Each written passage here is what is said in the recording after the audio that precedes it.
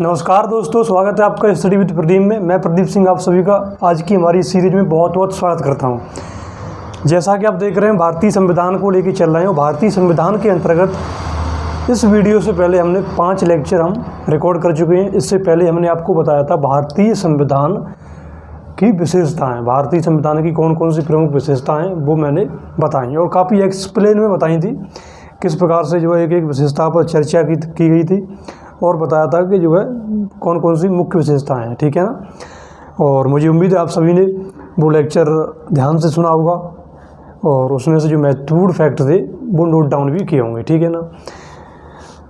आज हम देखेंगे संविधान की प्रस्तावना, जिसका दूसरा नाम उद्देश्य का भी बोलते हैं इसे और प्रेम्बल भी बोलते हैं, ठीक है, प्रेम्बल। बेसिकली ये भी एक महत्वपूर्ण टॉपिक है और क्योंकि इससे पहले तक जो हम बेसिकली देख रहे थे वो हम संविधान देख रहे थे, यानी कि संविधान का निर्माण कैसे हुआ, क्या क्या उसमें जो है उसके फैक्टर्स थे वो हमने देखे। लेकिन आज इस लेक्चर से हम एक तरीके से संविधान के अंदर जो आंतरिक जो भाग होगा उसमें हम एंटर करेंगे, ठीक है ना। तो जो मेन गेट है ना, जो संविधान में एंटर करने का जो रास्ता है, तो जो मेन गेट है वो है प्रेम्बल, संविधान की प्रस्तावना। आज उसको देखेंगे, उसके बाद हम धीरे धीरे जो है संविधान के आंतरिक भाग में एंटर कर जाएंगे, देखेंगे उसमें क्या क्या प्रावधान है, क्या क्या व्यवस्था की गई है और फैक्ट विद कॉन्सेप्ट के आधार पर, जो कि मेरी नीति है उसी के आधार पर मैं चलूँगा। आपको किसी भी बात का कोई भी लेक्चर से संबंधित कोई भी दिक्कत आने नहीं दी जाएगी, ठीक है ना। जो भी प्रॉब्लम हो आप कमेंट करके बता सकते हैं। जैसा कि मैं आपसे पहले ही कह चुका हूँ, वीडियो को सब्सक्राइब करें, जो है लाइक करें और कमेंट करके आप बताएं कि आपको कैसा लग रहा है, क्या कमी है, क्या बड़ी है ना, वो सारी की सारी बातें हम बताइएगा, ठीक है ना। तो आप जो है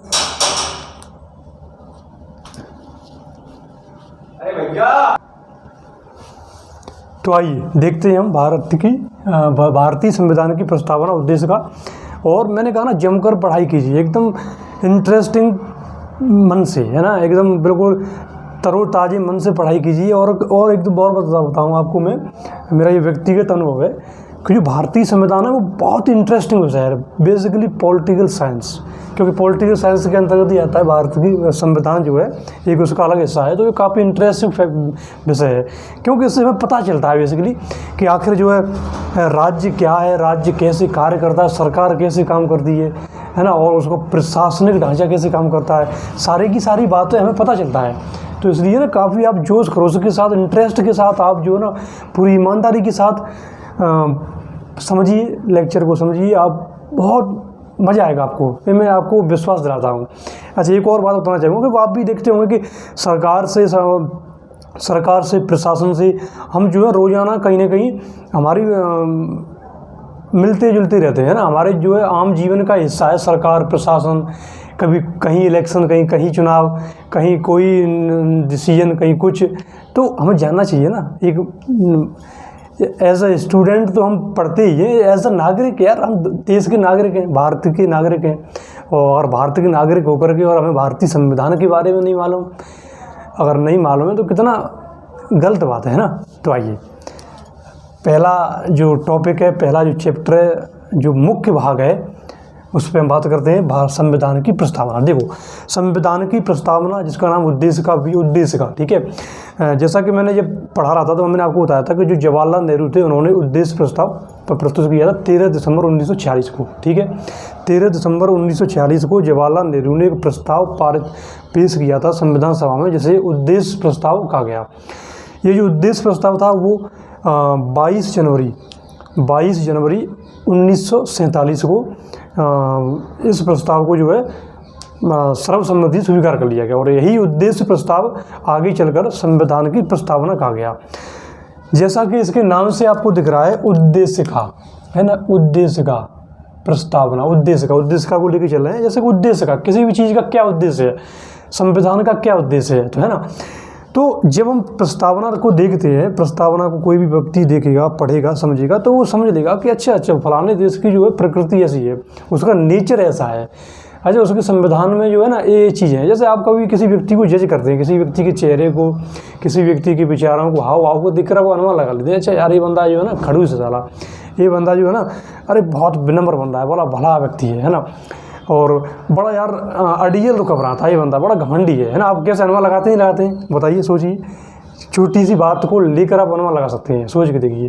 तो उसी प्रकार हम प्रस्तावना को आधार मानकर, प्रस्तावना से हम जो है प्रस्तावना को देख करके हम संविधान की प्रकृति, देश की प्रकृति, उसका नेचर क्या है, उसके बारे में अनुमान लगा सकते हैं, और बड़ी सरलता से, सहजता से, ठीक है ना। आइए हम देखते कैसे क्या है, ठीक है ना। देखो जो आगे हम इसका जो कुछ फैक्चुअल रूप दिख रहे थे, ठीक है ना, फैक्चुअल रूप, उसके बाद हम आएंगे इसके कॉन्सेप्ट पर, क्योंकि देखो एग्जाम की हम तैयारी कर रहे हैं तो फैक्चुअल रूप भी महत्वपूर्ण होता है। तो पहली बात देखिए कि जो संविधान प्रस्तावना है, बेसिकली ये जो प्रस्तावना है, प्रस्तावना किस देश से ली गई है, किस देश के संविधान से ली गई है, तो वो आप ध्यान रखिएगा, संयुक्त राज्य अमेरिका से, ठीक है, संयुक्त राष्ट्र अमेरिका, ठीक है। जो प्रस्तावना है बेसिकली वो संयुक्त राष्ट्र अमेरिका के संविधान से ली गई है। और जो प्रस्तावना की भाषा है, इसे आप नोट डाउन कर लीजिएगा ना, फैक्ट है, वो ली गई है ऑस्ट्रेलिया के संविधान से, ऑस्ट्रेलिया से, ठीक है ना।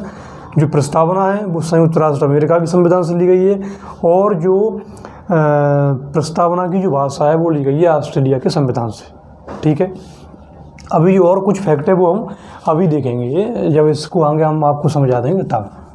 तो आइए संविधान प्रस्तावना को देखते हैं। देखो जो प्रस्तावना है, प्रस्तावना का जो पहला वर्ड है, यहाँ मैंने कीवर्ड लिखे हैं, ठीक है, कीवर्ड जो कि प्रस्तावना के मूल हैं, किसी भी संविधान के मूल जो है प्रस्तावना में, ये मूल कीवर्ड है, इन्हीं के बेस पर पूरा का पूरा संविधान काम करता है। इन्हीं कीवर्ड के आधार पर मैं मान के चलता हूँ पूरी की पूरी सरकार काम कर रही है, इन कीवर्डों के आधार पर, ठीक है। एक एक कीवर्ड को देखेंगे क्या क्या कहा गया है, कैसे कहा गया है। तो आगे हम संविधान की जो प्रस्तावना है उसके हम आपको ये सामने प्रस्तुत करते हैं, उसमें क्या कहा गया है।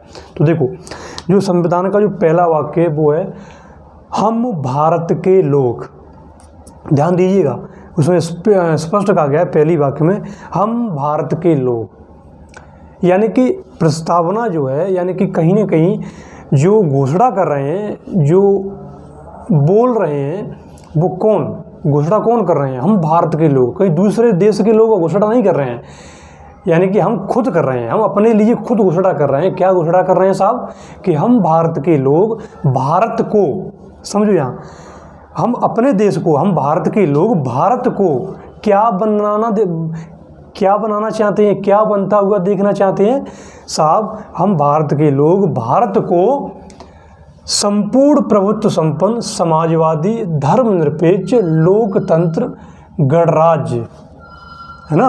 हम भारत के लोग जो है, ये यहाँ आपको भारत की प्रकृति दिख रही है। क्या प्रकृति है भारत की साहब, संपूर्ण प्रभुत्व संपन्न, समाजवादी, धर्मनिरपेक्ष, लोकतंत्रात्मक, गणराज्य, ये भारत की प्रकृति है। यानी कि जो भारत देश है उसका जो स्वरूप है, उसकी प्रकृति जो है वो ये है। ये 5 वाक्यों में डिफाइन होगी, ठीक है। फिर है इसके समस्त नागरिकों को, फिर आगे कहा गया है प्रस्तावना में, इसके समस्त नागरिकों को, किसके समस्त नागरिकों को, भारत के समस्त नागरिकों को। और ये घोषणा कौन कर रहे हैं, भारत के लोग, कि हम भारत के लोग भारत को, आगे भारत के बारे में बता दिया, फिर भारत के जो नागरिक हैं, इसके समस्त नागरिकों को सामाजिक, आर्थिक, राजनीतिक न्याय, है ना, सामाजिक, आर्थिक, राजनीतिक न्याय दिलाने के लिए एवं विचार, अभिव्यक्ति, विश्वास, धर्म, उपासना की स्वतंत्रता की भी बात करते हैं। किसकी बात करते हैं, विचार, अभिव्यक्ति, विश्वास, धर्म और उपासना की स्वतंत्रता। यानी कि ये भी हम प्रोवाइड कराएंगे, किनको, भारत के लोगों को, आम लोगों को, भारत के नागरिकों को। और उसी के साथ समता और समानता, यानी कि प्रतिष्ठा और अवसर की समता उपलब्ध कराने के लिए तथा बंधुत्व, देश की अखंडता, एकता एवं बंधुत्व जो है सुनिश्चित करते हैं। ये पूरा का पूरा जो है भारत की संविधान जो प्रस्तावना है उसमें यही वर्ड है। और उसमें जो संविधान की जो लागू होने की तिथि है उसकी भी बात कही गई है कि जो संविधान जो है 26 नवंबर 1949 को जो है संविधान बन के तैयार होता है, ठीक है ना। तो ये बेसिकली जो है संविधान की प्रस्तावना जो उद्देश्य का है उसमें ये बातें जो है इसमें सम्मिलित की गई हैं। तो देखो मैंने कहा ना कि ये पूरी की पूरी प्रस्तावना है। इसमें आप देखेंगे कि इस प्रस्तावना में ये बताया गया है कि आखिर जो है भारत की प्रकृति क्या है, एक राष्ट्र की प्रकृति क्या है, फिर जो है उसके जो नागरिक हैं उन्हें क्या क्या दिलाने की बात कही गई। यानी कि संविधान जो है उन्हें ये चीज़ देगा, क्या क्या देगा, उसे न्याय देगा, उन्हें स्वतंत्रता देगा, उन्हें समता देगा और बंधुत्व देगा और राष्ट्र की एकता और अखंडता का भी ध्यान रखेगा। कौन? संविधान। ये किसने घोषणा की है? ये भारत के लोगों ने घोषणा की है। ठीक है, तो इससे रिफ्लेक्ट होता है कि जो है भारत जो है वो कहीं ना कहीं जो संविधान है वो हम लोगों ने बनाया है ना, हमारे लोगों ने बनाया है मिल करके। ठीक है ना, तो आप इसे ध्यान रखिएगा। अब आइए हम एक एक जो वाक्य, एक एक जो कीवर्ड है उसे हम देखते हैं। जैसे इसमें कहा गया है संपूर्ण प्रभुत्व संपन्न। देखो जो भारत है वो संपूर्ण प्रभुत्व संपन्न राष्ट्र हो गया, यानी कि संप्रभुता वाला राष्ट्र। 1947 से पहले भारत के पास संप्रभुता नहीं थी, संपूर्ण प्रभुत्व संपन्न नहीं था। उसकी जो अंतिम शक्ति थी, जो फैसला लेता था, वो कहीं ना कहीं ब्रिटिश सरकार लेती थी।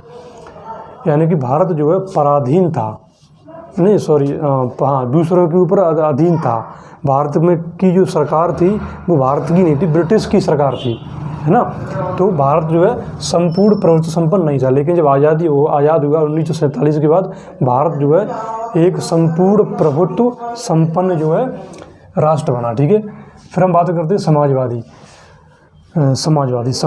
जो शब्द है यहाँ समाजवादी जो शब्द है वो बेसिकली 1976 में जोड़ा गया था 42वें संविधान संशोधन के तहत।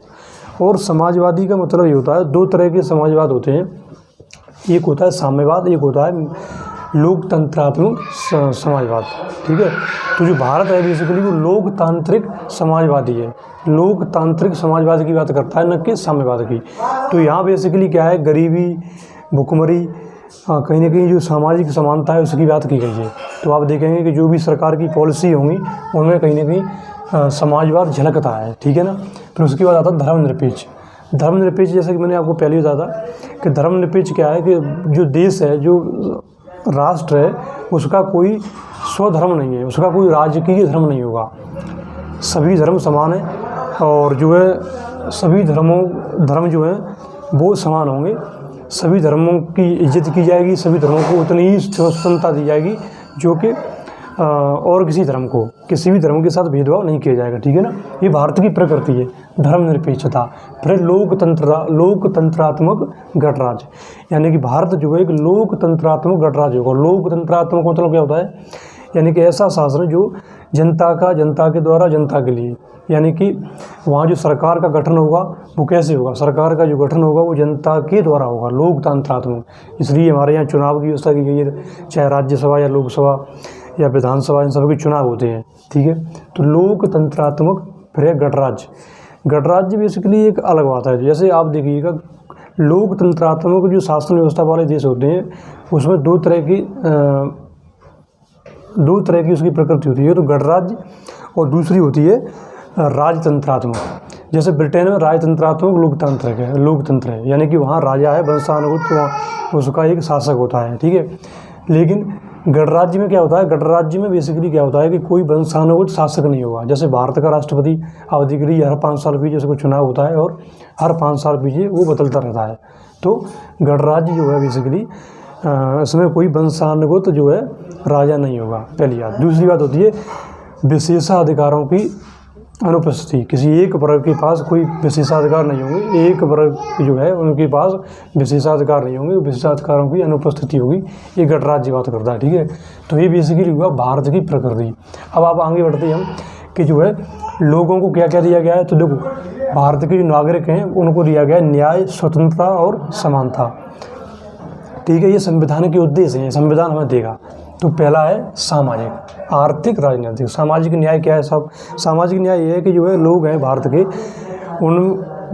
उनके साथ किसी भी प्रकार का भेदभाव नहीं किया जाएगा, ना ही जाति, धर्म, समुदाय, संप्रदाय, विशेषाधिकार, इन सभी में जो है किसी भी प्रकार से जो है भेदभाव नहीं किया जाएगा। ठीक है ना। आर्थिक जगह, आर्थिक क्या है? आर्थिक का आधार ये है कि जो है अर्थ के आधार पर, है ना, पैसे के आधार पर, गरीब अमीर के आधार पर जो है किसी के साथ भेदभाव नहीं किया जाएगा, और उसी के साथ जो गरीबी है उससे कहीं ना कहीं मुक्ति दी जाएगी, गरीबी का उन्मूलन किया जाएगा, और जो धन का केंद्रीकरण हो जाए उसके विषय में भी काम किया जाएगा।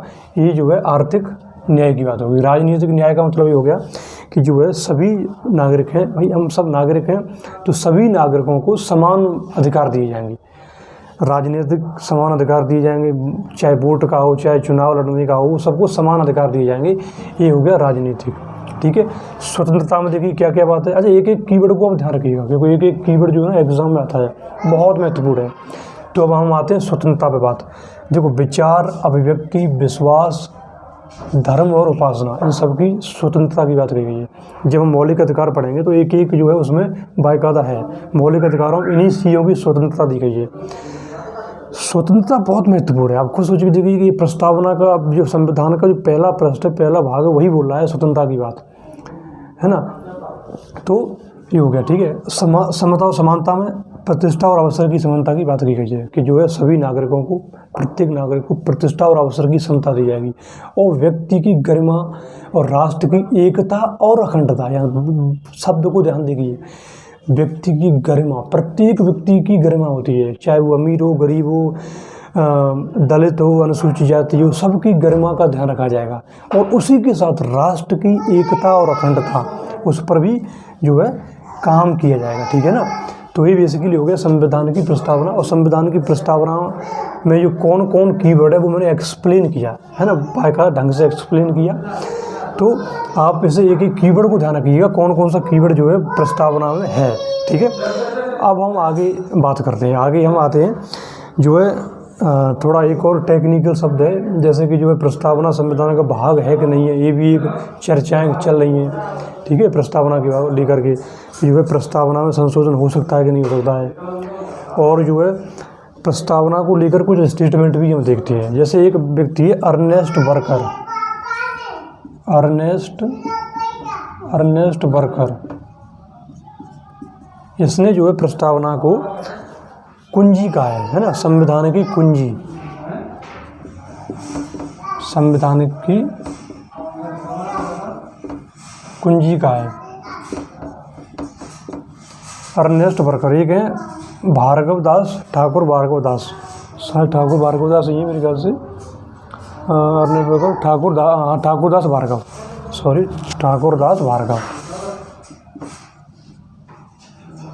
दास जो भार्गव हैं, उन्होंने संविधान की जो प्रस्तावना है उसको आत्मा कहा। सोच के देखिए आप, संविधान की आत्मा। आप इन स्टेटमेंट को याद कीजिए, नोट डाउन कीजिए, और महत्वपूर्ण है। ठीक है, संविधान की आत्मा, संविधान की आत्मा का है। सोच लीजिए, संविधान की आत्मा, यानी कि जब आत्मा चली जाती है शरीर से तो शरीर मृत हो जाता है। उसी प्रकार से संविधान जो है प्रस्तावना के बिना अधूरा है। ठीक है ना। तो ये कुछ स्टेटमेंट हो गए, उन्हें आप नोट डाउन कर लीजिएगा। अब एक बहस होती है, वो बहस होती है कि साहब जो है संविधान की जो प्रस्तावना है वो संविधान का भाग है कि नहीं है। एक अनुच्छेद है संविधान का, उसे आगे हम देखेंगे, लेकिन अभी मैं बताऊं आपको, उस अनुच्छेद का नाम है अनुच्छेद 368। अनुच्छेद 368, इसके तहत जो है संविधान में संशोधन किया जाता है। संविधान में संशोधन,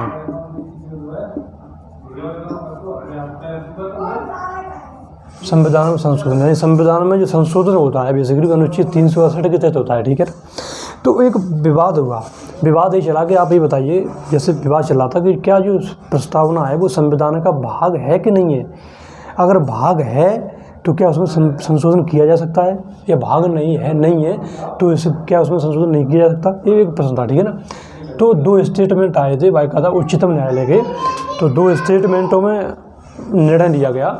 वो देखिए कौन कौन से स्टेटमेंट थे। तो एक आया था 1960 में, इसे हम बोलते हैं बेरूबाड़ी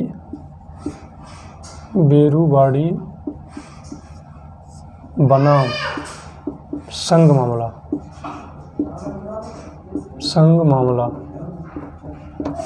इसमें उच्चतम न्यायालय ने न्यायालय ने कहा था कि जो प्रस्तावना है वो मना किया था कि प्रस्तावना संविधान का भाग नहीं है। इसमें कहा था प्रस्तावना जो है संविधान का भाग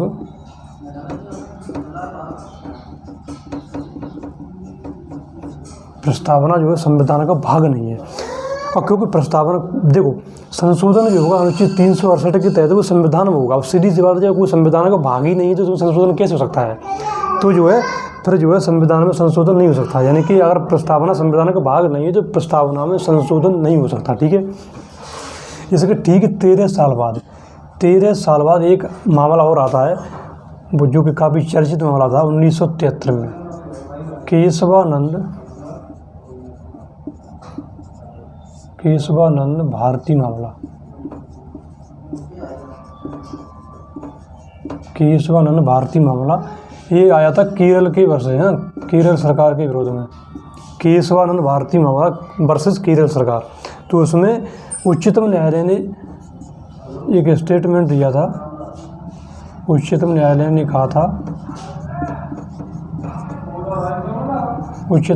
कहा था कि जो है प्रस्तावना जो है संविधान का भाग है, संविधान का भाग है ना। उसमें बाकायदा कहा गया था, उच्चतम न्यायालय ने कहा था कि प्रस्तावना जो है बेसिकली वो संविधान का भाग है और इसमें परिवर्तन हो सकता है। लेकिन यहाँ एक बात उन्होंने कहा थी, उन्होंने जो है उन्होंने संविधान की जो मूल आत्मा थी उसकी बात कही गई थी कि जो है संविधान की जो मूल आत्मा है, संविधान का जो मूल ढांचा है उसमें संशोधन नहीं हो सकता। संशोधन कीजिए, संसद संशोधन कर सकती है, संसद के पास अधिकार है, लेकिन संविधान का जो मूल ढांचा है, मूलभूत ढांचा है उसे वो नहीं बदल सकता। और उसी को ध्यान में रखते हुए 1976 में 42वें संविधान संशोधन के तहत 42वें संविधान संशोधन के तहत 42वें संविधान संशोधन के तहत प्रस्तावना में संशोधन किया गया था। अगर कभी प्रश्न आए कि भारतीय संविधान की प्रस्तावना में पहली बार संशोधन कब किया गया था, 1976 में। कौन से संविधान संशोधन के तहत? 42वें संविधान संशोधन के तहत। और उस समय देश की प्रधानमंत्री कौन थी? इंदिरा गांधी। तो इसमें 3 शब्द जोड़े गए थे। कौन कौन से? समाजवादी,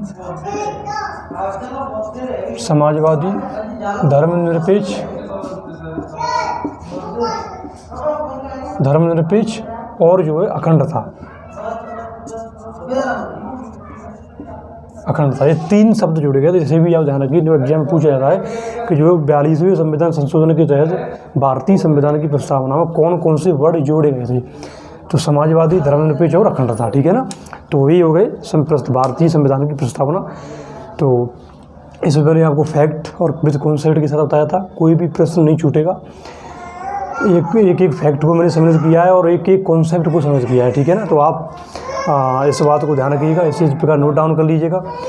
और इससे आगे वाले लेक्चर में हम देखेंगे नेक्स्ट वीडियो में जो है भारतीय संविधान का जो राज्यों का पुनर्गठन और जो आगे आने वाला चैप्टर। ठीक है ना, तो इसी के साथ हमारे इस वीडियो को अगर आपको अच्छा लगा हो तो पसंद कमेंट करें, लाइक करें और हमारे चैनल को सब्सक्राइब करें। इसी के साथ आपका बहुत बहुत धन्यवाद। Thank you very much.